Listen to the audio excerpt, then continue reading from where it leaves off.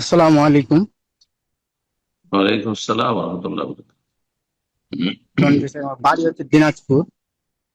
জি।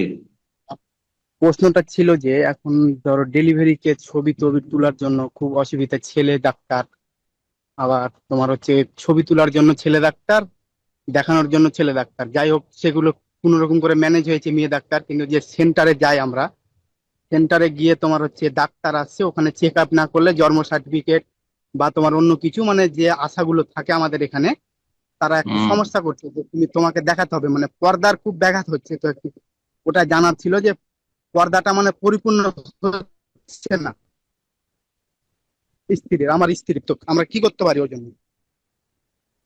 যথাসাধ্য চেষ্টা করবেন গুনাহ থেকে বাঁচা। ফাত্তাকুল্লাহ মাস্তাতাতুম, আল্লাহ বলছেন সূরা তাগাবুনে, যথাসাধ্য আল্লাহকে ভয় করো। আপনি যদি জানেন যে আমার এই কাছের হসপিটালে মহিলা ডাক্তার নেই, আর আমার স্ত্রী চিকিৎসা করবো একটু দূরে আছে, একটু পয়সা বেশি খরচ হবে, আমি করতে পারবো, তাহলে সেটাই করবেন। আর যদি দেখা যায় যে না, আমি যতটা আমার কাছে আর্থিক সচ্ছলতা আছে বা পয়সা আছে, বা যতটা সম্ভব তাতে আমি কোনো মহিলা ডাক্তার পাচ্ছি না, পুরুষ ডাক্তার কাছে নিরুপায় যেতেই হচ্ছে, তখন জায়েজ, তখন জায়েজ।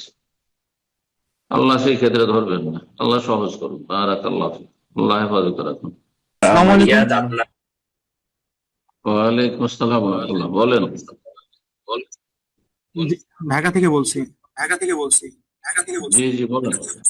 জি, যদি কেউ ইসলাম ত্যাগ করে তাহলে তার শাস্তির বিষয়ে আমার এখানে দুইটা মত পাইছে। একজন বলছে যদি সে ইসলামের বিরুদ্ধে কথা বলে বা ইসলামের বিরুদ্ধে কোনো কাজ করে তাহলে তাকে শাস্তি মৃত্যুদণ্ড দেওয়া হবে।